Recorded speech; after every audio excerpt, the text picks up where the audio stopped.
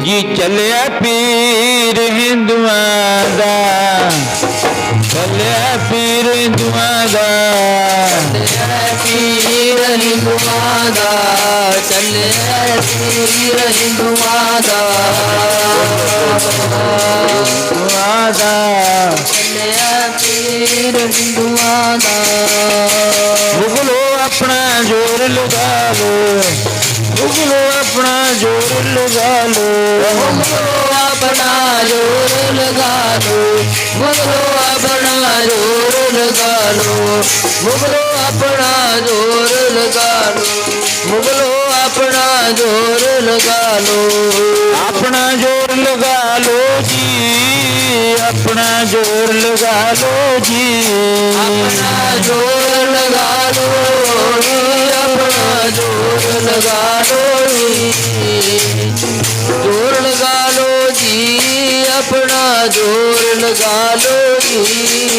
चलिया पीर हिंदुआं दा, चलिया पीर हिंदुआं दा, चलिया पीर हिंदुआं दा, चलिया पीर हिंदुआं दा, पीर हिंदुआं दा, चलिया पीर हिंदुआं दा, चलिया पीर हिंदुआं दा, मुगलो अपना जोर लगा लो, पीर हिंदुआं दा, मुगलो अपना जोर लगा लो, चलिया पीर हिंदुआं दा, मुगलो अपना जोर लगा लो, चलिया पीर हिंदुआं दा, मुगलो अपना जोर लगा लो, चलिया पीर हिंदुआं दा, मुगलो अपना जोर लगा लो, चलिया पीर हिंदुआं दा, मुगलो अपना जोर लगा लो। परम सत्कारयोग गुरां की सच्ची तिन वाजी हुई साध संगत जी, धन कलगीधर पातशाह महाराज दो जहान वाली गुरु तेग बहादुर महाराज लखते गोबिंद, माता गुजरी जी की अख दे नूर,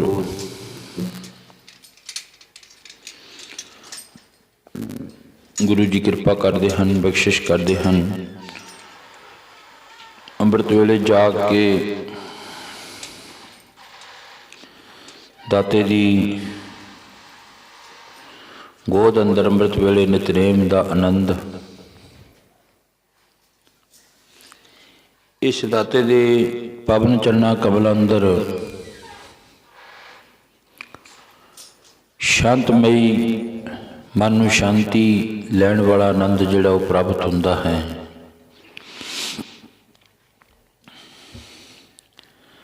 क्योंकि अंमृत वेले तो इस समय ही ऐसा है जिहड़ा शांति दा है, अशांति दा नहीं।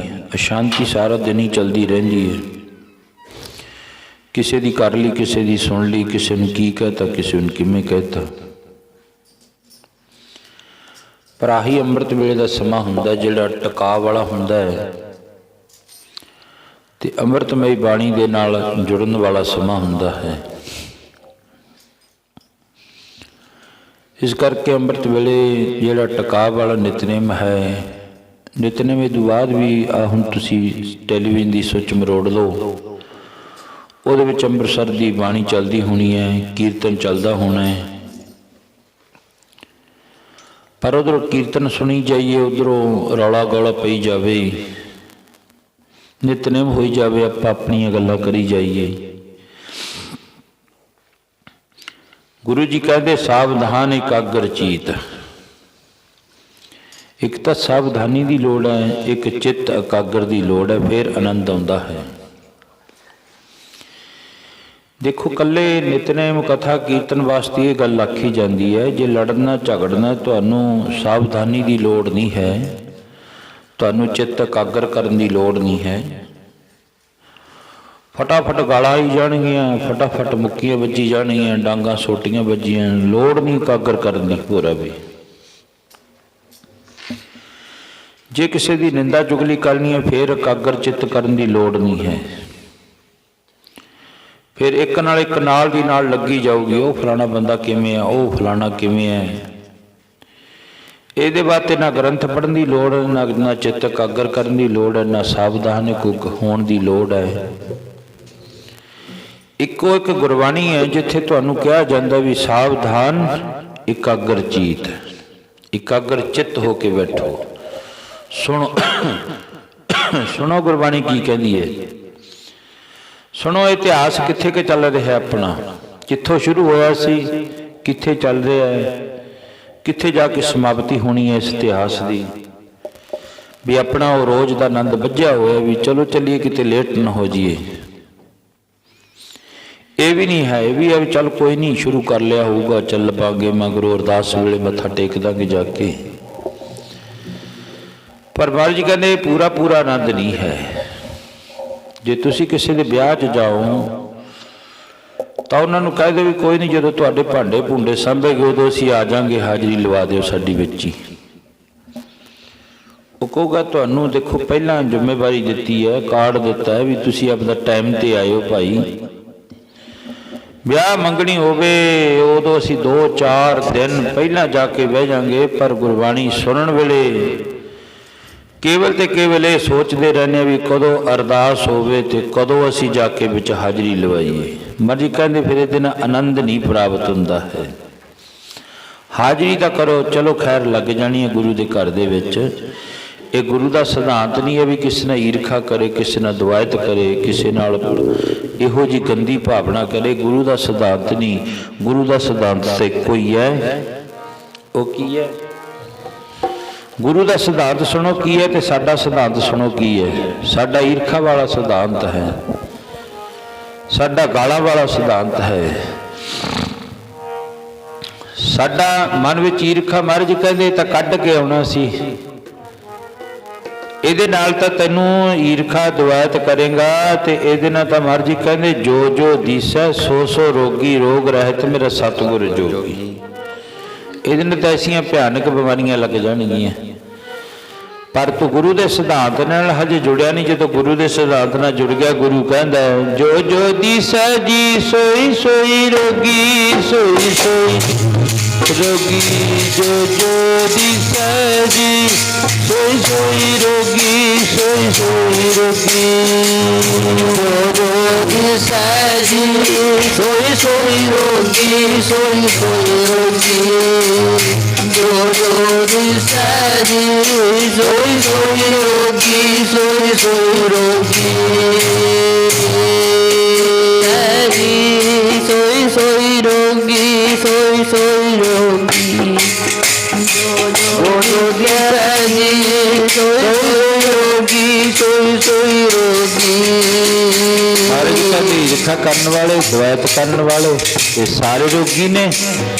ਤੇ ਜਦੋਂ ਤੂੰ ਗੁਰੂ ਦੇ ਸਿਧਾਂਤ ਦੇ ਨਾਲ ਜੁੜ ਗਿਆ, ਗੁਰੂ ਦੇ ਘਰ ਦੇ ਵਿੱਚ ਆ ਗਿਆ, ਫਿਰ ਗੁਰੂ ਸਾਹਿਬ ਜੀ ਕਿਰਪਾ ਕਰ ਦੇਣਾ, ਬਖਸ਼ਿਸ਼ ਕਰ ਦੇਣਾ। ਮਹਾਰਾਜ ਜੀ ਕੀ ਕਹਿੰਦੇ? ਧੰਨ ਗੁਰੂ ਦੀ ਪਾਵਨ ਬਾਣੀ ਕਹਿਣ ਲੱਗੀ ਹੈ, ਇਹ ਬਿਰਧ ਸੁਆਮੀ ਦਾ ਸ਼ਰਨੀ ਆਇਆ ਨੂੰ ਗਾਲ ਲਾਉਣਾ। ਬਿਰਧ ਸੁਆਮੀ ਦਾ ਜੀ ਸ਼ਰਨੀ ਆਇਆ ਨੂੰ ਗਾਲ ਲਾਉਣਾ। ਇਹ ਬਿਰਧ ਸੁਆਮੀ ਦਾ ਸ਼ਰਨੀ ਆਇਆ ਨੂੰ ਗਾਲ ਲਾਉਣਾ।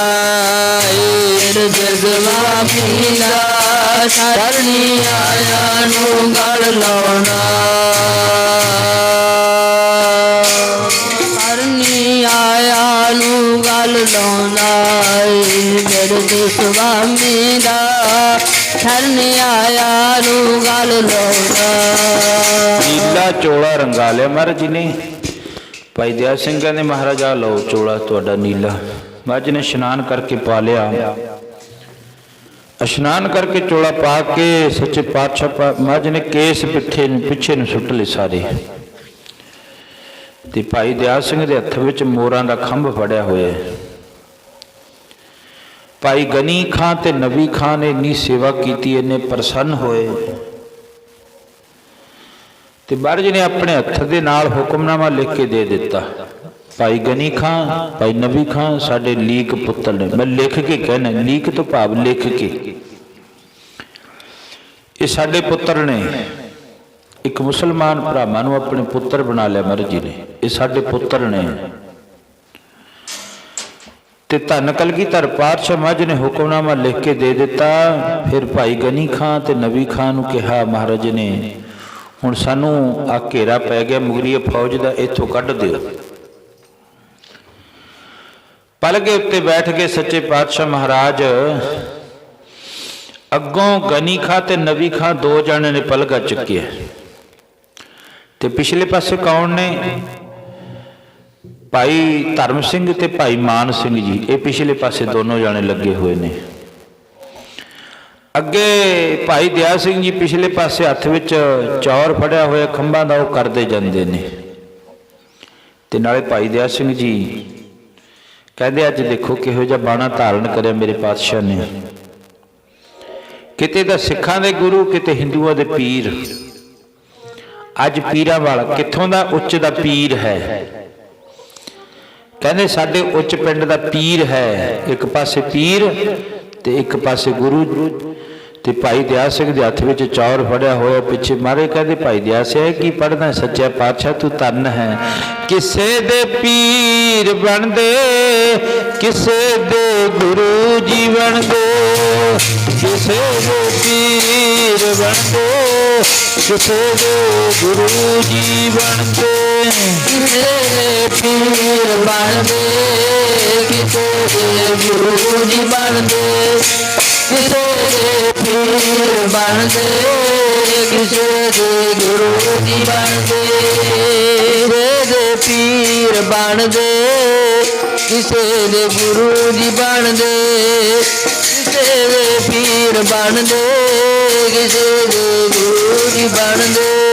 ओ दुनिया दे तारण खातर वेखो अज राही बन गए, दुनिया दे तारण खातर देखो अज राही बन गए, दुनिया दे तारण खातर देखो अज राही बन गए, दुनिया दे तारण खातर देखो अज राही बन गए, तारण खातर देखो अज राही बन गए, दुनिया दे तारण खातर देखो अज राही बन गए। धन गुरु गोबिंद सिंह महाराज का पलगा अगे अगे घेरा पै गया। फौज ने कहा भी ये कौन है? कहते साडे उच्च पिंड का गुरु है, साडा पीर है।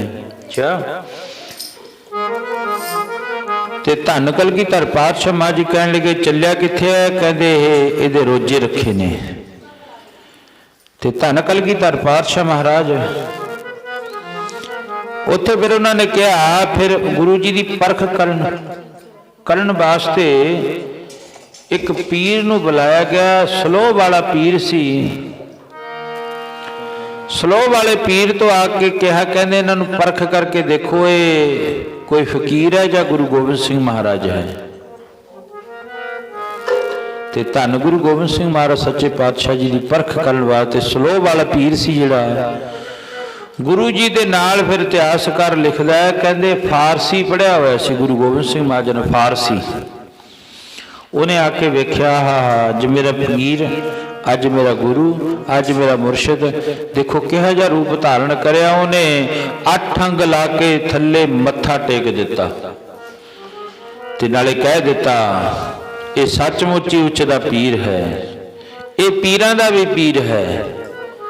ते सिख ये कहंदे ने, वो मुसलमान पीर कहंदे ने। सिखा ने की आख्या, मेरा कलगियां वाला जी राज में राजा जोग में जोगी, कलगियां वाला जी राज में राजा जोग में जोगी, कलगियां वाला जी राज में राजा जोग में जोगी, मेरा कलगियां वाला जी राज में राजा जोग में जोगी,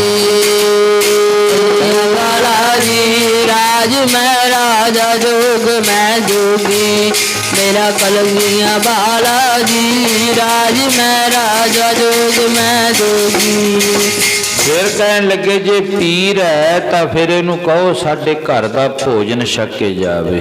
ਕੀ ਕਹਿੰਦੇ? ਮਾਸ ਖਾ ਕੇ ਜਾਵੇ, ਮਾਸ। ਧੰਨ ਕਲਗੀਧਰ ਪਾਤਸ਼ਾਹ ਮੱਝ ਨੇ ਗਨੀ ਖਾਂ ਤੇ ਨਵੀ ਖਾਂ ਦੋਨਾਂ ਨੂੰ ਕਹਿ ਦਿੱਤਾ, ਕਹਿ ਦੋ ਪੀਰ ਦੇ ਰੋਜੇ ਰੱਖੇ ਹੋਏ ਨੇ, ਰੋਜਿਆਂ 'ਚ ਕੁਝ ਨਹੀਂ ਖਾਂਦੇ ਹੁੰਦੇ। ਤੇ ਧੰਨ ਕਲਗੀਧਰ ਪਾਤਸ਼ਾਹ ਮਹਾਰਾਜ ਤਾਂ ਨਿਕਲ ਗਏ। ਫਿਰ ਭਾਈ ਦਿਆਲ ਸਿੰਘ ਜੀ, ਭਾਈ ਧਰਮ ਸਿੰਘ ਜੀ, ਭਾਈ ਮਾਨ ਸਿੰਘ ਜੀ, ਭਾਈ ਗਨੀ ਖਾਂ ਤੇ ਨਵੀ ਖਾਂ, 5 ਰਹਿ ਗਏ ਪਿੱਛੇ। ਕਹਿੰਦੇ ਜੇ ਤੁਹਾਡੇ ਪੀਰ ਦੇ ਰੋਜੇ ਰੱਖੇ ਨੇ ਫਿਰ ਤੁਸੀਂ ਛਕੋ। ਕਲਗੀਧਰ ਪਾਤਸ਼ਾਹ ਮਹਾਰਾਜ ਨੂੰ ਭਾਈ ਦਿਆਲ ਸਿੰਘ ਨੇ ਆਖਿਆ, ਮਹਾਰਾਜ ਤੂੰ ਤਾਂ ਨਿਕਲ ਗਿਆ ਰੋਜੇ ਰੱਖ ਕੇ, ਹੁਣ ਅਸੀਂ ਕੀ ਕਰੀਏ? ਫਿਰ ਤਾਂ ਅੱਜ ਜਿਹੜਾ ਜਦੋਂ ਮਾਛੂਵਾੜੇ ਜਾਓਗੇ ਨਾ, ਉੱਥੇ ਗੁਰਦੁਆਰਾ ਬਣਿਆ ਹੋਇਆ, ਉਸ ਗੁਰਦੁਆਰੇ ਦਾ ਨਾਮ ਹੈ ਕਿਰਪਾਨ ਭੇਟ। ਜੋ ਕੜਾਹ ਪ੍ਰਸ਼ਾਦੀ ਦੇਗ ਬਣਦੀ ਹੈ ਜਾਂ ਗੁਰੂ ਕਾ ਲੰਗਰ ਬਣਦਾ ਹੈ, ਉੱਥੇ ਫਿਰ ਭੋਗ ਲਵਾਇਆ ਜਾਂਦਾ ਗੁਰੂ ਸਾਹਿਬ ਜੀ ਨੂੰ। ਭਾਵ ਉਹ ਜਿਹੜਾ ਪ੍ਰਸ਼ਾਦ ਆ ਉਹ ਪਵਿੱਤਰ ਹੋ ਜਾਂਦਾ ਗੁਰੂ ਜੀ ਦੇ ਭੋਗ ਲੱਗਣ ਦੇ ਨਾਲ, ਉਹ ਸ਼ੀਤ ਪ੍ਰਸ਼ਾਦ ਬਣ ਜਾਂਦਾ। ਪਰ ਜੇ ਲੋਕਾਂ ਨੇ ਫਾਰਮੈਲਿਟੀ ਜੀ ਕਰ ਲਈ, ਜਿੱਥੇ ਦਾ ਕੋਈ ਕੰਮ ਦੀ ਗੱਲ ਜੀ ਹੁੰਦੀ ਹੈ ਉੱਥੇ ਦਾ ਫਿਰ ਕਹਿ ਦਿੰਦੇ ਨੇ ਵੀ ਆਹ ਕਰ ਦਿਓ ਜੀ, ਭੋਗ ਲਵਾ ਦਿਓ। ਕੱਲ ਪਰਸੋਂ ਕੋਈ ਮੈਨੂੰ ਬੰਦਾ ਮਿਲਿਆ, ਅਸੀਂ ਦੇਗ ਬਣਾਈ ਜਾਂਦੇ ਸੀ, ਚੱਪਲਾਂ ਪਾਈਆਂ ਹੋਈਆਂ ਸੀ ਮੇਰੇ। ਉਹ ਕਹਿੰਦਾ ਤੂੰ ਦੇਗ ਬਣਾਉਣਾ? ਮੈਂ ਕਿਹਾ ਹਾਂ। ਚੱਪਲਾਂ ਪਾ ਕੇ ਮੈਂ ਲਾਤੀਆਂ ਇੱਕ ਪਾਸੇ। ਇਹਨੂੰ ਗੁਰੂ ਸਾਹਿਬ ਦਾ ਭੋਗ ਲੱਗਦਾ, ਨਾਲ ਹੀ ਹਲਵਾਈ ਲੱਗਿਆ ਹੋਇਆ ਸੀ। ਮੈਂ ਕਿਹਾ ਇਹਨੂੰ ਵੀ ਗੁਰੂ ਸਾਹਿਬ ਦਾ ਭੋਗ ਲੱਗੂਗਾ ਜਿਹੜਾ ਲੰਗਰ ਬਣਦਾ ਹੈ। ਦੱਸ ਇਹਦਾ ਕੀ ਅੰਮ੍ਰਿਤ ਛਕਿਆ ਹੋਇਆ, ਇਹਦਾ ਸਿਰ ਢਕਿਆ ਹੋਇਆ, ਇਹਦੇ ਜੋੜੇ ਲਾਹੇ ਹੋਏ ਨੇ, ਪਰ ਕੰਮ ਦੀ ਗੱਲ ਨਾ ਕੱਢੋ ਵੀ ਜਿੱਥੇ ਕਿ ਸਾਡਾ ਪਾਣੀ ਚੜ੍ਹਦਾ ਦੇਖੋ ਇਹ ਕੰਮ ਦੀ ਗੱਲ ਹੈ। ਵੀ ਨਹੀਂ ਨਹੀਂ ਭੋਗ ਲਵਾਓ ਜੀ, ਭੋਗ ਲੱਗਦਾ ਹੁੰਦਾ ਹੈ, ਲੱਗਦਾ ਹੈ ਭੋਗ, ਪਰ ਦੇਖੋ ਸ਼ੁੱਧਤਾ ਦੇ ਨਾਲ ਬਣਿਆ ਹੋਇਆ। ਕੜਾਹ ਪ੍ਰਸ਼ਾਦੀ ਦੇਗ ਬਣਨ ਵਾਸਤੇ ਸ਼ੁੱਧਤਾ ਦੀ ਲੋੜ ਹੈ। ਕੜਾਹੀ ਮਾਂਜ ਕੇ ਦੇਣਗੇ, ਖੁਰਚਣਾ ਮਾਂਜ ਕੇ ਦੇਣਗੇ, ਪਾਣੀ ਚੰਗਾ ਵਧੀਆ ਭਰ ਕੇ ਦੇਣਗੇ, ਪਰ ਇਹਨੂੰ ਗਰਾਵਟ ਵਿੱਚ ਲੈ ਜਾਓ ਥੱਲੇ ਤੱਕ ਸੋਚਦੇ ਇਹਨੂੰ ਵਿਦਵਾਨੀ ਕਹਿੰਦੇ ਨੇ। ਹੋਰ ਕੀ? ਹੋਰ ਕੋਈ ਵਿਦਵਾਨਾਂ ਦੇ ਸਿੰਘ ਨਹੀਂ ਲੱਗੇ ਹੁੰਦੇ। ਉਹ ਜਿਹੜੀ ਸੋਚ ਹੁੰਦੀ ਹੈ ਨਾ ਆਪਣੀ ਦੱਸਦੇ ਨੇ। ਉਹ ਪਾਣੀ ਨਾਲ ਤੁਸੀਂ ਕੜਾਹੀ ਧੋ ਲਈ, ਪਾਣੀ ਨਾਲ ਤੁਸੀਂ ਖੁਰਚਣਾ ਧੋ ਲਿਆ, ਸ਼ੁੱਧ ਕਰ ਲਿਆ, ਪਰ ਪਾਣੀ ਵਿੱਚ ਦੇਖੋ 42 ਲੱਖ ਜੀ ਜਲ ਮੈਂ ਹੋਤੇ ਬੀਠਲ ਪਹਿਲਾ ਕਾਏ ਕਰੋ। ਇਹ ਨਾਮਦੇਵ ਜੀ ਦੀ ਬਾਣੀ ਮੈਂ ਤੁਹਾਡੇ ਅੱਗੇ ਰੱਖੀ ਹੈ ਬਈ ਉਹ ਜਲ ਦੇ ਵਿੱਚ 42 ਲੱਖ ਜੀਵ ਵਸਦੇ ਨੇ, ਵਿੱਚ ਹੀ ਉਹ ਜਿਹੜਾ ਗੰਦਗੀ ਕਰਦੇ ਨੇ, ਵਿੱਚ ਹੀ ਪੀਂਦੇ ਨੇ, ਵਿੱਚ ਹੀ ਮਰਦੇ ਨੇ, ਵਿੱਚ ਹੀ ਜੰਮਦੇ ਨੇ। ਮਹਾਰਾਜ ਜੀ ਕਹਿੰਦੇ 42 ਲੱਖ ਪਾਣੀ 'ਚ, 42 ਲੱਖ ਧਰਤੀ ਤੇ 84 ਲੱਖ ਜੀਵ ਬਣ ਗਏ। ਹੁਣ ਜੇ ਤੁਸੀਂ ਸ਼ੁੱਧਤਾ ਦੀ ਗੱਲ ਕਰੋਗੇ, ਦੇਖੋ ਪਾਣੀ ਕਿੱਥੋਂ ਆਉਂਦਾ ਹੈ। ਮੈਂ ਇਸ ਵਿਸ਼ੇ ਤੇ ਨਾ ਜਾਵਾਂ, ਚਲੋ, ਪਰ ਜੇ ਤੁਸੀਂ ਸ਼ੁੱਧਤਾ ਦੀ ਗੱਲ ਕਰੋਗੇ, ਪਹਿਲਾਂ ਸੋਚੀ ਚੱਲੋ ਤੇ ਫਿਰ ਆਪੇ ਗਿਆਨ ਹੋ ਜਾਊਗਾ, ਪਤਾ ਲੱਗ ਜਾਊਗਾ ਵੀ ਗੱਲ ਤਾਂ ਮਨੁੱਖ ਹੋਰ ਹੈ। ਇਹ ਤਾਂ ਪਰਮਾਤਮਾ ਦੇ ਚਰਨਾਂ ਦੇ ਵਿੱਚ ਆ ਕੇ ਸੁੱਚਤਾ ਹੁੰਦੀ ਹੈ। ਪਾਣੀ ਨਾਲ ਸਰੀਰ ਧੋ ਲਿਆ, ਪਰ ਪਾਣੀ ਨਹੀਂ ਪਤਾ ਵੀ ਕਿੱਥੋਂ ਆਇਆ ਹੈ। ਫੁੱਲਾਂ ਦਾ ਲਿਆ ਕੇ ਭੋਗ ਲਵਾਤਾ ਗੁਰੂ ਜੀ ਨੂੰ, ਫੁੱਲ ਗੁਰੂ ਜੀ ਦੇ ਉੱਤੇ ਸੁੱਟ ਦਿੱਤੇ, ਪਰ ਫੁੱਲ ਦੇਖੋ ਕਿਹਦੇ ਭਵਰੇ ਦੇ ਜੂਠੇ ਕਰੇ ਹੋਏ ਫੁੱਲ ਨੇ। ਅਸੀਂ ਤਾਂ ਧੋ ਲਏ ਜ਼ਰੂਰ, ਅਸੀਂ ਆਪਣੀ ਸ਼ਰਧਾ ਭਾਵਨਾ ਦੇ ਨਾਲ ਫੁੱਲਾਂ ਨੂੰ ਇਕੱਲੇ ਕਰ ਦਿੱਤਾ। ਪਰ ਮਹਾਰਾਜ ਜੀ ਕਹਿੰਦੇ, ਭਗਤ ਨਾਮਦੇਵ ਜੀ ਕਹਿੰਦੇ, ਉਸ ਭਵਰੇ ਨੇ ਫੁੱਲਾਂ ਦਾ ਰਸ ਕੱਢ ਲਿਆ, ਉੱਤੇ ਬੈਠ ਕੇ ਜੂਠੇ ਕਰ ਦਿੱਤੇ, ਪਰ ਸਾਡੀ ਭਾਵਨਾ ਸ਼ਰਧਾ ਹੈ ਵੀ ਅਸੀਂ ਗੁਰੂ ਜੀ ਦੇ ਅੱਗੇ ਫੁੱਲ ਸੁੱਟ ਦਿੱਤੇ। ਉਹਨਾਂ 'ਚ ਜਾਨ ਹੈ। ਦੁੱਧ ਦਾ ਭੋਗ ਲਵਾਤਾ ਗੁਰੂ ਸਾਹਿਬ ਜੀ ਨੂੰ, ਤੇ ਦੁੱਧ ਦੇਖੋ ਕਿੱਥੋਂ ਆਇਆ। ਉਸ ਮੱਝ ਵਿੱਚੋਂ ਦੁੱਧ ਚੋਇਆ ਅਸੀਂ ਨੇ। ਮੱਝ ਨੂੰ ਚੋਣ ਵਾਸਤੇ ਪਹਿਲਾਂ ਕੱਟੇ ਨੇ ਚੁੰਗਿਆ, ਫਿਰ ਧੋਤਾ, ਥਣ ਧੋ ਕੇ ਫਿਰ ਦੁੱਧ ਕੀਤਾ, ਤੇ ਦੁੱਧ ਕਿੱਥੋਂ ਆਇਆ? ਉਸ ਮੱਝ ਦੀ ਚਰਬੀ ਆਈ ਇਕੱਠੀ ਹੋ ਕੇ। ਤੇ ਸੱਚੇ ਪਾਤਸ਼ਾਹ ਕਹਿੰਦੇ ਜੇ ਮਨੁੱਖ ਸੋਚਦਾ ਜਾਏਗਾ ਫਿਰ ਤੈਨੂੰ ਗਿਆਨ ਹੋ ਜੂ, ਪਤਾ ਲੱਗ ਜੂਗਾ ਕੀ ਸਭੈ ਘਟ ਰਾਮ ਬੋਲੇ, ਰਾਮਾ ਬੋਲੇ, ਰਾਮ ਬਿਨਾ ਕੋ ਬੋਲੇ ਰੇ। ਮਹਾਰਾਜ ਜੀ ਕਹਿੰਦੇ ਤੈਨੂੰ ਗਿਆਨ ਹੋ ਜੂ। ਭਾਈ ਸਾਹਿਬ ਭਾਈ ਦਿਆਲ ਸਿੰਘ ਜੀ ਕਹਿਣ ਲੱਗੇ ਉੱਚ ਦਾ ਪੀਰ ਬਣ ਕੇ ਨਿਕਲ ਗਿਆ, ਅਸੀਂ ਕੀ ਕਰੀਏ? ਗੁਰੂ ਜੀ ਕਹਿੰਦੇ ਕੱਢੋ ਸ੍ਰੀ ਸਾਹਿਬ, ਫਿਰ ਕਿਰਪਾਨ ਜਿਹੜੀ ਗਾਤਰੇ ਵਿੱਚ ਪਾਈ ਹੋਈ ਸੀ ਥੱਲੇ ਦੀ, ਭਾਈ ਦਿਆਲ ਸਿੰਘ ਨੇ ਕਿਰਪਾਨ ਕੱਢੀ। ਮਹਾਰਾਜ ਹੁਣ ਕੀ ਕਰੀਏ? ਕਹਿੰਦੇ ਇਸ ਪ੍ਰਸ਼ਾਦ ਦੇ ਵਿੱਚ ਫੇਰ ਦਿਓ ਤੇ ਨਾਲ ਕਹਿ ਦਿਓ ਤਬ ਪ੍ਰਸਾਦ ਭਰਮ ਕਾ ਨਾਸ। ਸੁਖਮਨੀ ਸਾਹਿਬ ਦੀ ਪੰਗਤੀ ਹੈ। ਗੁਰੂ ਜੀ ਸੁਖਮਨੀ ਸਾਹਿਬ ਅੰਦਰ ਫਰਮਾਨ ਕਰਨ ਤਬ ਪ੍ਰਸਾਦ ਭਰਮ ਕਾ ਨਾਸ। ਗੁਰੂ ਜੀ ਦੇ ਅੱਗੇ ਆਇਆ ਹੋਇਆ ਪ੍ਰਸ਼ਾਦ ਕਿਰਪਾਨ ਭੇਟ ਕਰਕੇ ਉਹ ਗੁਰੂ ਜੀ ਨੇ ਆਪ ਭਾਵ ਛਕ ਲਿਆ ਤੇ ਬਚਦਾ ਸ਼ੀਤ ਪ੍ਰਸਾਦ ਅਸੀਂ ਜਾ ਕੇ ਲੰਗਰ ਵਿੱਚ ਪਾਇਆ। ਪਰ ਜੇ ਕਰੋਗੇ ਸ਼ੁੱਧਤਾ ਦੀ ਗੱਲ, ਸੁੱਚਤਾ ਦੀ ਗੱਲ, ਉਹ ਤਾਂ ਬੜੀ ਦੂਰ ਦੀ ਹੈ। ਕੜਾਹੀ ਵਿੱਚ ਬਣਿਆ ਹੋਇਆ ਪ੍ਰਸ਼ਾਦ ਗੁਰੂ ਸਾਹਿਬ ਨੂੰ ਭੋਗ ਲੱਗ ਗਿਆ।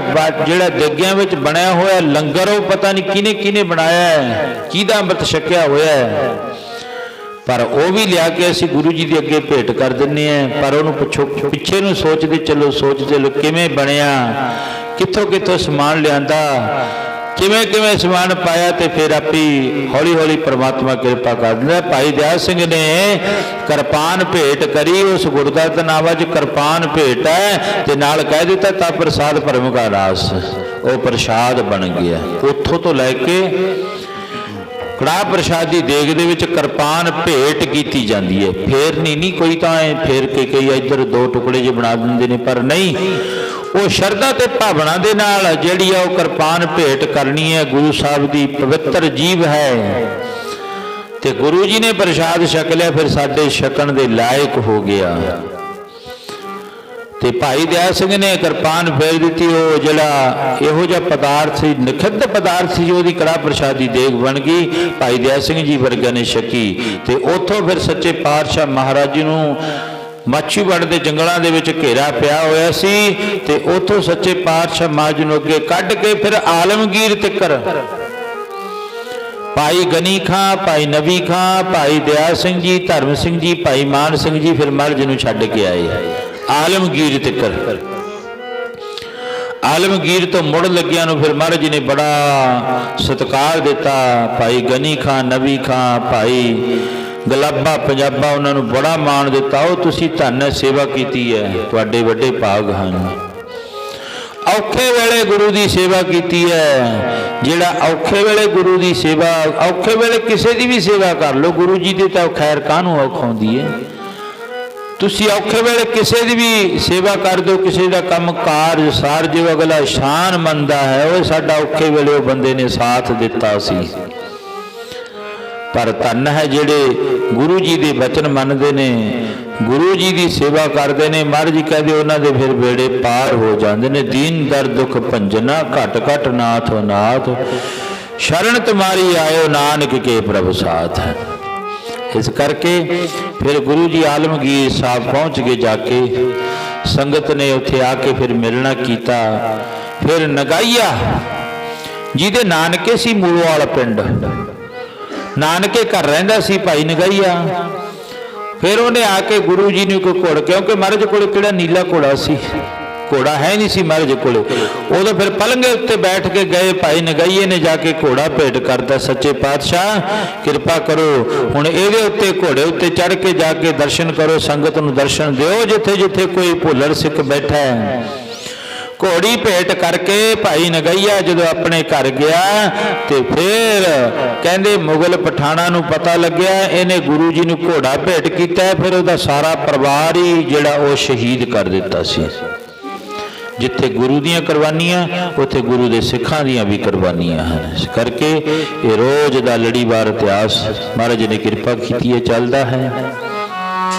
ਸਤਿਗੁਰੂ ਜੀ ਕਿਰਪਾ ਕਰਨ ਹਾਜ਼ਰੀਆਂ ਭਰ ਕੇ ਪਾਈ। 5:30 ਵਜੇ ਕੀਰਤਨ ਸ਼ੁਰੂ ਹੋ ਜਾਂਦਾ ਤੇ ਉਦੋਂ ਸੰਗਤ ਆ ਕੇ ਹਾਜ਼ਰੀਆਂ ਭਰ ਕੇ ਆਪਣਾ ਜੀਵਨ ਸਫਲ ਬਣਾ ਕੇ 5 ਵਜੇ ਨਿਤਨੇਮ ਸ਼ੁਰੂ ਹੋ ਜਾਂਦਾ। ਵੱਡੇ ਭਾਗ ਕਰਕੇ ਜਿਹੜੀ ਇਸ ਤਰ੍ਹਾਂ ਹੋ ਜਾਂਦਾ ਵੀ ਚਲੋ ਜਦੋਂ ਕੀਰਤਨ ਸ਼ੁਰੂ ਕਰ ਲਿਆ ਉਦੋਂ ਵਗ ਜਾਵਾਂਗੇ, ਚਲੋ ਜਦੋਂ ਭੋਗ ਜਾ ਪੈਣ ਲੱਗਿਆ ਉਦੋਂ ਵਗ ਜਾ। ਫਿਰ ਕਈਆਂ ਦੇ ਮਨ 'ਚ ਹੁੰਦਾ ਚਲੋ ਜਦੋਂ ਅਰਦਾਸ ਹੋਣ ਲੱਗੀ ਉਦੋਂ ਵਗ ਜਾ। ਫਿਰ ਕਈ ਮੇਰੇ ਵਰਗੇ ਹੋਰ ਹੁੰਦੇ ਨੇ, ਉਹ ਕਹਿੰਦੇ ਚਲੋ ਦੇਗ ਵਰਤਣ ਲੱਗੀ ਉਦੋਂ ਵਗ ਜਾਵਾਂਗੇ। ਚਲੋ ਹਾਜ਼ਰੀ ਤਾਂ ਲੱਗਦੀ ਹੈ, ਪਰ ਉਹ ਆਨੰਦ ਜਿਹੜਾ ਨਾ ਉਹ ਨਹੀਂ ਪ੍ਰਾਪਤ ਹੁੰਦਾ ਹੈ। ਆਓ ਵੱਡੇ ਭਾਗ ਹਨ ਤੁਹਾਡੇ।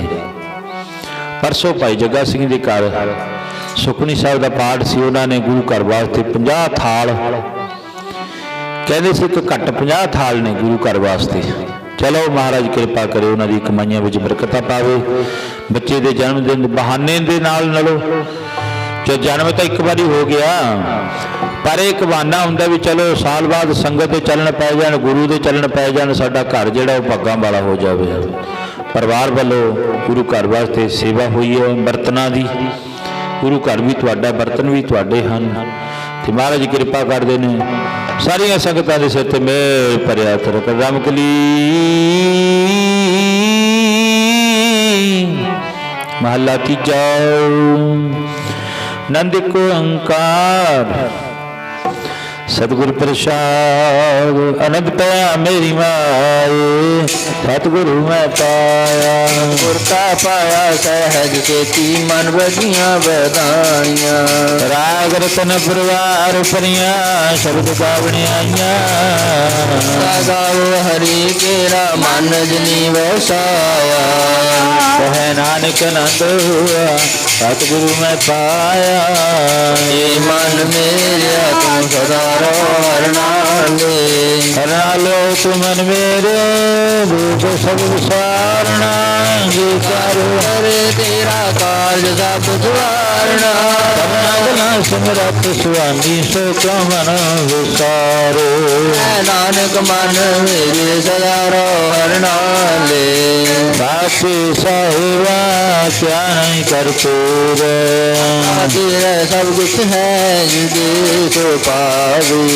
सदा सुख सलाह तेरी नाम मन विसावे, मन विसावा जे शब्द कनेरे। नानक सच्चे साहिब क्या नहीं करते रे, साचा नाम मेरा आधारो, सात नाम आधार मेरा जिन भुखा जा भगवान। पर जात सुख मन वस्या जिन इच्छा सब जाइया, पिता गुरु तो जीतियां वड्याइयां। कह नानक सुनो संतो शब्द करो प्यारो सच्चा, आया दारू आदि पंच शब्द जग घर सुभागे, पाठ भागे शब्द भागे कला गुत कर तारिया। पंच दूत तुद वाद किते काल कंटक मारिया, करम पाया तो दिन कैसे नाम को लागे। नानक तैस हुआ बित कार्य अनाथ वाजे, अनाथ सुनो बट भागियो सगल मनोरथ पूरे। ब्रह्म पाया उतरे सगल सूरे, रोग संताप पुत्र सुनी सची बाणी। साजन पे सबसे पूरे गुर के जानी, रंगे बनीत का पे भगत रात गुरया पर पूरे। चरण लागे वाजे अनाद पूरे, वाहिगुरु जी का खालसा वाहिगुरु जी की फतेह फतेह। वाहिगुरु जी का खालसा वाहिगुरु जी की फतेह।